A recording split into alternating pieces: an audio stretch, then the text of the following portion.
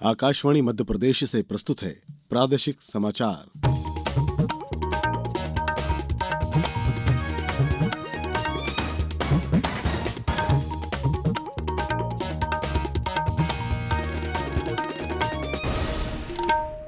नमस्कार, समाचारों के साथ मैं शरद बाघेला। सबसे पहले इस बुलेटिन के मुख्य समाचार। यूके और जर्मनी से मध्य प्रदेश को मिले 78,000 करोड़ के निवेश प्रस्ताव। केंद्रीय स्वास्थ्य मंत्री जेपी नड्डा आज इंदौर में विश्व एड्स दिवस पर राष्ट्रव्यापी कार्यक्रम का करेंगे उद्घाटन। मुख्यमंत्री मोहन यादव ने खाद्य वितरण और विक्रय से जुड़ी गड़बड़ियों पर सख्त कार्रवाई के दिए निर्देश। और सांची में 2 दिवसीय महाबोधि महोत्सव का आज अंतिम दिन। अब समाचार विस्तार से। मुख्यमंत्री डॉक्टर मोहन यादव ने कहा कि प्रधानमंत्री नरेंद्र मोदी के नेतृत्व में भारत की वैश्विक पहचान और अधिक सशक्त हो रही है, साथ ही एक अलग छवि बन रही है। यूके और जर्मनी की 6 दिवसीय यात्रा से लौटने के बाद मुख्यमंत्री ने कल पत्रकारों को संबोधित करते हुए कहा कि इस यात्रा में लगभग 78,000 करोड़ रुपए के निवेश प्रस्ताव उद्योगपतियों और निवेशकों से प्राप्त हुए हैं। इससे प्रदेश के समग्र विकास और टेक्नो फ्रेंडली युवाओं को रोजगार के अधिकतम अवसर उपलब्ध कराने में मदद मिलेगी। तो हमने अगर यूके की यात्रा की, अर्थात इंग्लैंड के अंदर भी जब बात रखी सबके सामने, पूरा एक तरह से जबरदस्त रिस्पांस आया। जैसे कि आपको जानकारी होगी, अकेले हमारे लंदन और कोविट्री की जो हमारी यात्रा हुई है उसमें 60,000 करोड़ के निवेश के प्रस्ताव हमारे पास आए। मुझे इस बात की प्रसन्नता के बड़े से बड़े निवेशकों ने भी वही उम्मीद और उत्साह के साथ काम किया है, जिसके भरोसे से मध्य प्रदेश की अपनी एक साख और साख पे हम काम उतार रहे हैं।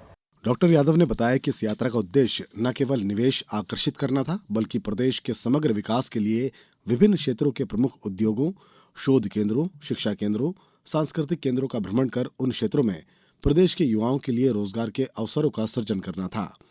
उन्होंने कहा कि यात्रा में फरवरी 2025 में भोपाल में होने वाली ग्लोबल इन्वेस्टर समिट के प्रसार और निवेशकों को आकर्षित करने का समग्र और सशक्त प्रयास भी किया गया। आज विश्व एड्स दिवस है। एड्स के बारे में लोगों को जागरूक करने के लिए हर वर्ष इसे मनाया जाता है। ये दिन लोगों को एचआईवी के खिलाफ लड़ाई में एकजुट होने और एचआईवी पीड़ित लोगों के प्रति समर्थन व्यक्त करने का अवसर भी प्रदान करता है। इस मौके पर केंद्रीय स्वास्थ्य एवं परिवार कल्याण मंत्री जेपी नड्डा आज इंदौर में विश्व एड्स दिवस 2024 कार्यक्रम का उद्घाटन करेंगे। इस अवसर पर मुख्यमंत्री डॉक्टर मोहन यादव सम्मानित अतिथि होंगे। हमारे संवाददाता ने बताया कि राष्ट्रीय एड्स नियंत्रण संगठन 1992 से हर वर्ष 1 दिसंबर को विश्व एड्स दिवस मना रहा है। यह आयोजन 2030 तक एड्स को समाप्त करने के वैश्विक लक्ष्य को हासिल करने की दिशा में आ रही चुनौतियों का सामना करने में सहायक हो रहे हैं।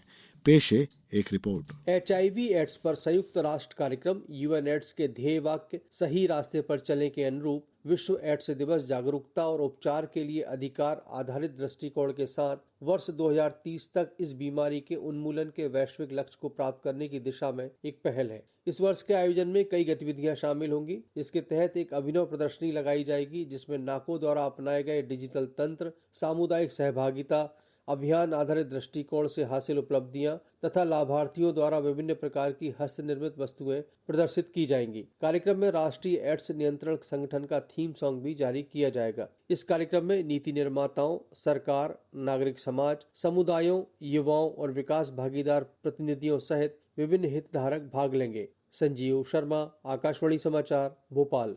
विश्व एड्स दिवस की पूर्व संध्या पर कल शाम भोपाल में स्वास्थ्य विभाग द्वारा एड्स जागरूकता हेतु कैंडल मार्च निकाला गया। जिला चिकित्सालय से प्रारंभ कैंडल मार्च का समापन उप मुख्यमंत्री राजेंद्र शुक्ल के आवास पर हुआ। रैली में एचआईवी संक्रमण के कारणों और बचाव के संबंध में जानकारी दी गई। इस अवसर पर उप मुख्यमंत्री राजेंद्र शुक्ल ने कहा कि एड्स एक गंभीर बीमारी है और इस बीमारी के लिए जागरूक होना ही इससे बचाव का सबसे बेहतर तरीका है। खंडवा में विश्व एड्स दिवस के अवसर पर आज जागरूकता रैली आयोजित की जाएगी। शिवपुरी जिले में अधिकारों की राह अपनाएं, मेरा स्वास्थ्य मेरा अधिकार की थीम पर आज कार्यक्रम आयोजित किया जाएगा। महाराष्ट्र में नवनिर्वाचित महायुति सरकार का शपथ ग्रहण समारोह 5 दिसंबर को शाम 5 बजे मुंबई के आजाद मैदान में होगा। महाराष्ट्र में भारतीय जनता पार्टी के प्रदेश अध्यक्ष चंद्रशेखर बावनकुले ने एक सोशल मीडिया पोस्ट में बताया कि शपथ ग्रहण समारोह प्रधानमंत्री नरेंद्र मोदी शामिल होंगे। महायुति गठबंधन में भारतीय जनता पार्टी, शिवसेना शिंदे गुट और राष्ट्रवादी कांग्रेस पार्टी एनसीपी अजित पवार गुट शामिल है। महायुति गठबंधन ने विधानसभा चुनाव में 288 सीटों में से 230 सीटों पर जीत हासिल की है। भारतीय जनता पार्टी 132 सीटों के साथ सबसे बड़ी पार्टी के रूप में उभरी है, जबकि एकनाथ शिंदे के नेतृत्व वाली शिवसेना ने 57 और अजीत पवार के नेतृत्व वाली एनसीपी ने 41 सीटें हासिल की हैं। अब समाचारों में वक्त है एक ब्रेक का। ये समाचार आप आकाशवाणी मध्य प्रदेश से सुन रहे हैं। ये समाचार बुलेटिन YouTube पर, Madhya Pradesh news all India radio channel पर और फेसबुक साथ ही एक्स प्लेटफॉर्म पर AIR न्यूज भोपाल पर सुने जा सकते हैं। इसके अलावा आप हमारी वेबसाइट newsonair.gov.in पर अथवा न्यूज ऑन AIR ऐप पर भी समाचार सुन सकते हैं। ब्रेक के बाद समाचारों में एक बार फिर आपका स्वागत है। केंद्रीय अल्पसंख्यक एवं संसदीय कार्य मंत्री किरण रिजिजू ने कल रायसेन के सांची में 2 दिवसीय महाबोधि महोत्सव का शुभारंभ किया। इस अवसर पर श्री रिजिजू ने कहा कि सांची के बौद्ध स्तूप की पवित्रता और ज्ञान देश विदेश में विख्यात है। पूरे विश्व में बौद्ध धर्म को मानने वालों में मन में ये इच्छा जरूर होती है कि वो अपने जीवन काल में भारत दर्शन करे और सांची की पवित्र नगरी जरूर देखे। उन्होंने कहा कि प्रधानमंत्री नरेंद्र मोदी ने वर्ष 2014 में संयुक्त राष्ट्र में दुनिया को संदेश दिया कि भारत ने दुनिया को युद्ध नहीं बुद्ध दिया है। कार्यक्रम में प्रदेश के स्वास्थ्य राज्य मंत्री नरेंद्र शिवाजी पटेल और सांची विधायक डॉक्टर प्रभुराम चौधरी मौजूद रहे। नर्मदापुरम जिले में भी प्रधानमंत्री आवास योजना के माध्यम से निर्धन परिवारों को पक्के मकान का लाभ मिला है। जो निर्धन परिवार कच्चे घर झोपड़ी में रहकर जीवन यापन कर रहे थे, अब वो प्रधानमंत्री आवास योजना का लाभ पाकर पक्के घरों में निवास करने लगे हैं। नर्मदापुरम नगरपालिका क्षेत्र अंतर्गत 1761 पात्र परिवारों का चयन प्रधानमंत्री आवास योजना के लिए किया गया था, जिसमें से 1362 हितग्राहियों के मकान पूरी तरह बन चुके हैं। योजना की लाभार्थी गीताबाई ने आकाशवाणी से चर्चा में बताया कि पक्के घर में प्रवेश उनके लिए किसी सपने से कम नहीं है। पति भी शांत हो गए थे हमारे, फिर उसके बाद नगर पालिका वालों ने थोड़ी सी मेरी मदद करी, मतलब जो भी है ना जो दिलवाने में पैसा, तो हमको 2.5 लाख रुपए दिलवाए, उसमें हमने फिर मकान बनाया था। प्रधानमंत्री नरेंद्र मोदी आज लगातार दूसरे दिन अखिल भारतीय पुलिस महानिदेशकों की महानिरीक्षकों के वार्षिक सम्मेलन में भाग लेंगे। शुक्रवार को ओडिशा के भुवनेश्वर में शुरू हुए 3 दिवसीय सम्मेलन का आज अंतिम दिन है और सम्मेलन में आज प्रधानमंत्री के साथ गृह मंत्री अमित शाह, राष्ट्रीय सुरक्षा सलाहकार अजीत डोभाल, केंद्रीय गृह सचिव गोविंद मोहन शीर्ष पुलिस अधिकारियों और देश की विभिन्न सुरक्षा एजेंसियों के प्रमुखों के साथ राष्ट्रीय सुरक्षा से जुड़े विभिन्न मुद्दों पर चर्चा करेंगे। प्रधानमंत्री और अन्य प्रमुख गणमान्य व्यक्ति पुलिस के समक्ष आने वाले विभिन्न परिचालन और बुनियादी ढांचे से संबंधित मुद्दों पर भी चर्चा करेंगे। आंतरिक सुरक्षा, नए आपराधिक कानून, तटीय सुरक्षा, साइबर अपराध, माओवादी खतरे, कृत्रिम बुद्धिमत्ता और ड्रोन जैसी उभरती प्रौद्योगिकियों से उत्पन्न चुनौतियों, आतंकवाद निरोधक रणनीतियों जैसे मुद्दों पर चर्चा हो सकती है। अब कुछ समाचार संक्षेप में। केंद्रीय संचार मंत्री ज्योतिरादित्य सिंधिया ने कल शिवपुरी के राजमाता विजयराजे सिंधिया चिकित्सा महाविद्यालय और चिकित्सालय पहुंचकर व्यवस्थाओं का जायजा लिया। डिंडोरी जिले में कलेक्टर ने हम होंगे कामयाब पखवाड़ा अंतर्गत जेंडर आधारित हिंसा की रोकथाम के लिए जन जागरूकता रथ को हरी झंडी दिखाकर प्रचार प्रसार के लिए रवाना किया।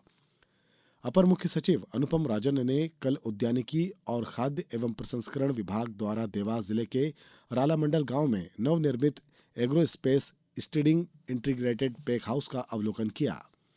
आगरमालवा जिले में भी 70 वर्ष से अधिक के वरिष्ठ जनों के आयुष्मान कार्ड बनाने का कार्य किया जा रहा है। इसी कड़ी में कल विभिन्न स्थानों पर शिविर आयोजित कर वृद्ध जनों के आयुष्मान कार्ड बनाए गए। सिंगरौली में राज्य आनंद संस्थान द्वारा 1 दिवसीय परिचय कार्यशाला का आयोजन किया गया। मुख्यमंत्री डॉक्टर मोहन यादव ने कहा कि प्रदेश में पर्याप्त मात्रा में उर्वरक उपलब्ध है।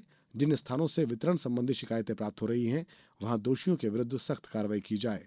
मुख्यमंत्री ने कल विदेश यात्रा से लौटते समय समत भवन मुख्यमंत्री निवास में उर्वरकों के वितरण की समीक्षा की। बैठक में बताया कि प्रदेश में पूर्व वर्ष में 470 उर्वरक विक्रय केंद्र थे। वर्तमान में प्रदेश में 761 विक्रय केंद्र और काउंटर द्वारा वितरण किया जा रहा है। अंत में मुख्य समाचार एक बार फिर। यूके और जर्मनी से मध्य प्रदेश को मिले 78,000 करोड़ के निवेश प्रस्ताव। केंद्रीय स्वास्थ्य मंत्री जेपी नड्डा आज इंदौर में विश्व एड्स दिवस पर राष्ट्रव्यापी कार्यक्रम का करेंगे उद्घाटन। मुख्यमंत्री मोहन यादव ने खाद्य वितरण और विक्रय से जुड़ी गड़बड़ियों पर सख्त कार्रवाई के दिए निर्देश। और सांची में 2 दिवसीय महाबोधि महोत्सव का आज अंतिम दिन। इसी के साथ इस बुलेटिन में बस इतना ही। दीजिए अनुमति। नमस्कार।